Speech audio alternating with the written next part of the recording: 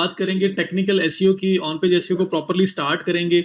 Means के start तो already हो चुका हुआ है। हम लोगों ने कीवर्ड सर्च परफॉर्म कर ली, हम लोगों ने ये देख लिया कि कंटेंट को किस तरह से ऑप्टिमाइज करते हैं। तो अगर हमारे पास कंटेंट राइटिंग के लिए कोई आ जाए तो हम कंटेंट लिख के भी दे सकते हैं। हम अपने लिए काम करना चाहते हैं तो भी हमें पता है कंटेंट हमें किस तरह से लिखना है। और अगर ऑलरेडी किसी ने कंटेंट लिखा हुआ है और कोई क्लाइंट हमारे पास आता है तो हम उसके कंटेंट को देख के उसको रिकमेंडेशन दे सकते हैं कि आपके कंटेंट में क्या क्या प्रॉब्लम्स हैं जिनको ठीक करना ज़रूरी है अगर आप अच्छा रैंक होना चाहते हो। तो कीवर्ड रिसर्च हो गया, कंटेंट राइटिंग हो गई।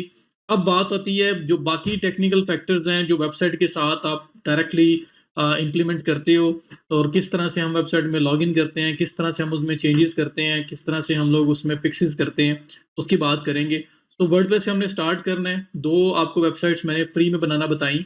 एक मैंने 000 वेब होस्ट के थ्रू बताई, एक मैंने अवार्ड्स पेज के थ्रू बताई। उन लोगों के लिए जो लोग फ़िलहाल अपनी वेबसाइट प्रॉपर नहीं बना सकते और इन चीज़ों को सीख के वो सेल करना चाह रहे हैं। और जिनके पास अपनी वेबसाइट है, अपनी ब्लॉग, अपनी कोई बिज़नेस वेबसाइट कुछ भी स्टार्ट करना चाह रहे हैं, कोई ई-कॉमर्स स्टोर स्टार्ट करना चाह रहे हैं, तो वो अपनी जो प्रॉपर उनकी ओरिजिनल वेबसाइट है, उसके साथ काम करेंगे और उसके ऊपर ये चीज़ें इम्प्लीमेंट करेंगे। या अगर किसी क्लाइंट की वेबसाइट है तो उस पे इम्प्लीमेंट करेंगे।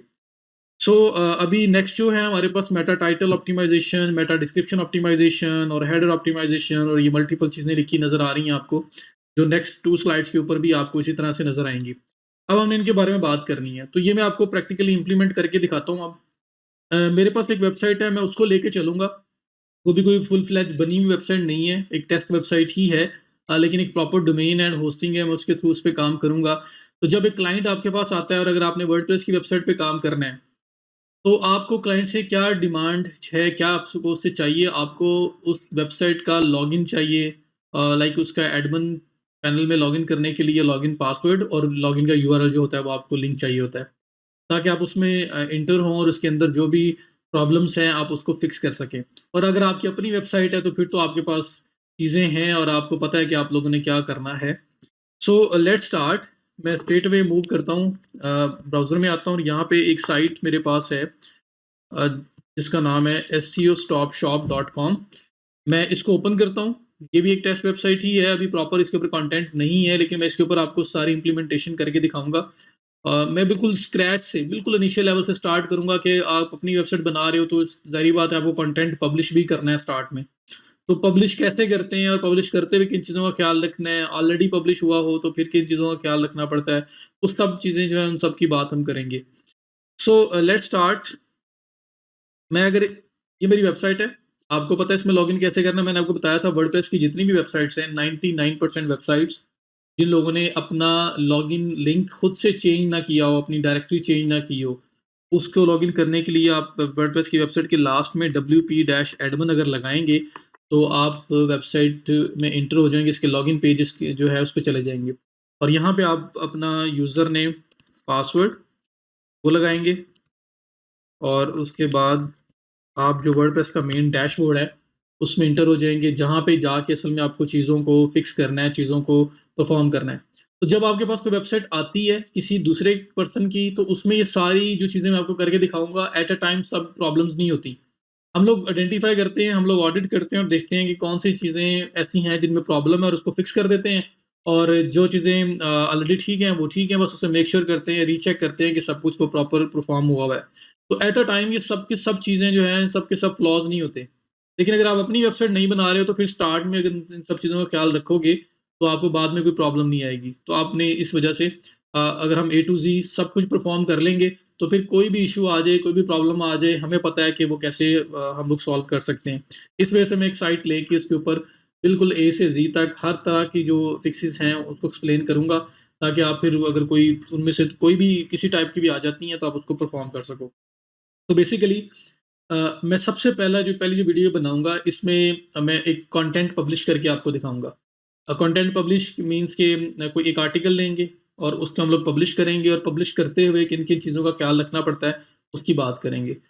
सो अगर मैं आपको थोड़ा-सा डैशबोर्ड के बारे में बताऊँ, तो यहाँ पे आपके पास लेफ्ट साइड पे जो डैशबोर्ड आ रहा है, इसमें आपके पास 2 ऑप्शन आ रहे हैं, एक आ रहा है पोस्ट सेक्शन, एक आ रहा है पेजेस का सेक्शन। और एक और सेक्शन है जो आपके पास ये वूकॉमर्स के साथ प्रोडक्ट्स का सेक्शन आ रहा है, अगर वो ई-कॉमर्स स्टोर है। अगर वो ई-कॉमर्स स्टोर नहीं है लाइक दराज वगैरह जहाँ प्रोडक्ट्स वगैरह सेल करते हैं आप, उस किस्म का स्टोर नहीं है, तो फिर ये आपके पास वूकॉमर्स और प्रोडक्ट का सेक्शन नहीं होगा। लेकिन अगर आपका ई-कॉमर्स स्टोर है तो फिर ये सेक्शन भी होगा प्रोडक्ट्स और कैटेगरीज़ प्रोडक्ट्स की, और उसके अलावा फिर ये पोस्ट और पेजेज़ का ऑप्शन आ रहा है। तो स्टार्टिंग में बाय डिफ़ॉल्ट अगर एक सर्विस बेस्ड एक बिज़नेस वेबसाइट है, उसके अंदर पोस्ट और पेजेज़ का सेक्शन होगा सिर्फ़, और अगर उसमें आपने प्रोडक्ट्स वगैरह भी ऐड किए हों लाइक कोई ई-कॉमर्स स्टोर है, तो फिर आपके पास ये ऑप्शन भी आपको विज़िबल होगा। सो पोस्ट और पेज दोनों में डिफ़रेंस क्या है? जो आपका स्टैटिक पेजेज़ होते हैं, मीन्स के वो कोई टेक्निकली देखा जाए तो दोनों चीज़ें ऑलमोस्ट सेम है। अगर आप कोई कस्टम वेबसाइट बनाते हो तो वहाँ पे कोई पोस्ट पेज की वेरिएशन इतनी ज़्यादा वो नहीं हो रही होती कि आपको वो अलग-अलग आपने उसको हैंडल किया होता है। ये सिर्फ़ ऑर्गनाइज़ करने के लिए वर्डप्रेस ने हमें ऑप्शन दिया हुआ है। वो ऑप्शन क्या है कि अगर आपका स्टैटिक पेज है, mean static page, about us के पेज के ऊपर जो लिख दिया वो एक बार लिखा है, अब अबाउट अस वाले पेज को बार-बार अपडेट तो नहीं कर रहे होंगे, आपका स्टैटिक पेज है। उसके बाद अगर आपका कॉन्टैक्ट अस पेज है, आपकी प्राइवेसी पॉलिसी है, आपकी टर्म्स एंड कंडीशंस हैं, वो सब पेजेज़ ऐसे हैं कि एक बार बन गए तो उसके बाद वो एडिट होंगे अगर कभी आपको ज़रूरत पड़ी, वरना वो वैसे ही रहने हैं। तो ये जो जितने स्टैटिक पेजेज़ हैं ना, आप इसको पेजेज़ वाले सेक्शन में ऐड करो। वर्डप्रेस आपको रिकमेंड करता है।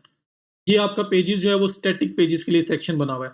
यहाँ पे आप वो ऐड करें ताकि अगर कभी आपको एडिट करना पड़े, आप जाएँ तो वहाँ पे जो 5-7 पेजेज़ ऐड हैं, आप कभी भी एडिट कर सकते हैं। जो पोस्ट सेक्शन है ये डायनामिक है। पोस्ट क्या है? आर्टिकल्स। आपकी कोई ब्लॉग है, आप मल्टीपल आर्टिकल्स उसमें पब्लिश कर रहे हैं। आपकी न्यूज़ वेबसाइट है, उसपे डेली बेसिस पे आप न्यूज़ अपडेट्स दे रहे हैं। तो ये वाला पोस्ट सेक्शन बहुत फ्रीक्वेंटली अपडेट हो रहा है। आप एक-एक दिन में 5-5 पोस्ट भी लगा रहे हो, 5-5 न्यूज़ लगा रहे हो, 10-10 न्यूज़ लगा रहे हो, 20-20 न्यूज़ लगा रहे हो। तो ये आपका पोस्ट सेक्शन जो है ना डायनामिक सेक्शन है। ये बहुत तेज़ी से अपडेट हो रहा होगा। तो अगर आप अपने पेजेज़ भी इसी में क्रिएट कर लोगे, तो कल को अगर आपको एडिट करना पड़ेगा तो वो पता नहीं कौन से नंबर वाले पेज पे जाके आपको फाइंड करना पड़ेगा। तो वर्डप्रेस कहता है आप ऑर्गेनाइज़ कर लें। सो पेजेज़ सेक्शन में हम लोग जो स्टैटिक ये सेक्शन है हमारा, इसमें हम लोग जो स्टैटिक पेजेज़ हैं हमारे वो ऐड कर लेंगे, और जो पोस्ट सेक्शन है वो हमारा डायनामिक है, जिसमें नई-नई न्यूज़, पोस्ट आपकी जो पब्लिश हो रही होती हैं वो इसमें आती रहती हैं। सो अगर आपने पोस्ट करनी है, आर्टिकल्स पब्लिश करने हैं तो पोस्ट सेक्शन में करें। जो पेजेज़ आपके मेन है, सर्विस पेजेज़, अबाउट अस, आपका होम और आपका contact us, privacy policy, terms and conditions वगैरह वो आप पेजेज़ सेक्शन में रखें। सो मैं अभी आपको एक आर्टिकल पहले पब्लिश करके दिखाता हूँ ताकि कंटेंट पब्लिश करना आ जाए। आर्टिकल करके दिखा दूँगा, पेज करके दिखा दूँ, एक ही बात है। पूरा interface each and everything is same. So let's start. Post section में मैं आता हूँ, यहाँ पे क्लिक करता हूँ, यहाँ पे आ रहा है all post, add new, categories, tags. All post में जितनी पोस्ट ऑलरेडी पब्लिश्ड हैं वो आएंगी।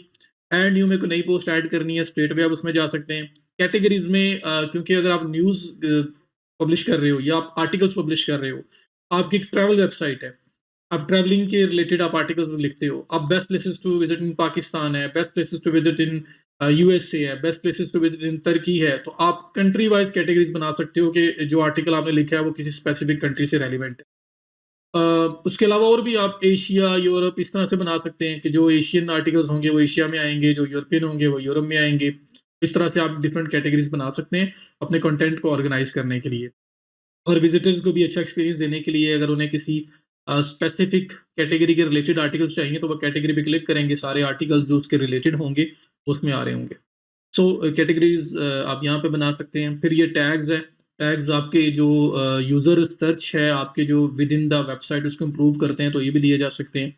हम लोग फर्स्ट जो है वो आर्टिकल जो है उसको पब्लिश करना सीखते हैं। पहले मैं ऑल पोस्ट पे जाता हूँ, अगर मेरे पास ऑलरेडी पोस्ट पे पड़ी हुई है तो मैं उसी को थोड़ा ट्वीक करके, एडजस्ट करके उसको पब्लिश करना आपको बता देता हूँ, और अगर वो नहीं है तो फिर हम नहीं बना लेंगे। यहाँ पे एक टॉप 10 थिंग्स टू बाय इन 2020 एक आ रही है हमारे पास। तो मैं इसकी बजाय नया ही एक बनाता हूँ, ऐड न्यू पे जाता हूँ और एक नई पोस्ट बनाने लगा हूँ मैं, और जिसमें हम लोगों ने लास्ट वीडियो में जो कंटेंट को जो मैंने एक्सप्लेन किया, तो मैंने एक कीवर्ड यूज़ किया था, best places to travel in Pakistan. तो अगर वो हमारे पास कीवर्ड हो और उसके लिए हमने कंटेंट लिखा हो तो कैसे होगा? अब मैं यहाँ पे क्या करने लगा हूँ, मैं सपोज़ करने लगा हूँ कि ये आर्टिकल मैंने खुद लिखा है, लेकिन मैं आर्टिकल असल में गूगल से लेने लगा हूँ। लाइक गूगल पे सर्च करके मैं कोई भी आर्टिकल पिक करके यहाँ पे ऐड करूँगा और उसको पब्लिश करके दिखाऊँगा। आप लोगों ने सपोज़ करना है ये आर्टिकल लिखा हुआ है मैंने, क्योंकि डुप्लीकेट कंटेंट, किसी का कंटेंट उठा के हम पब्लिश नहीं कर सकते।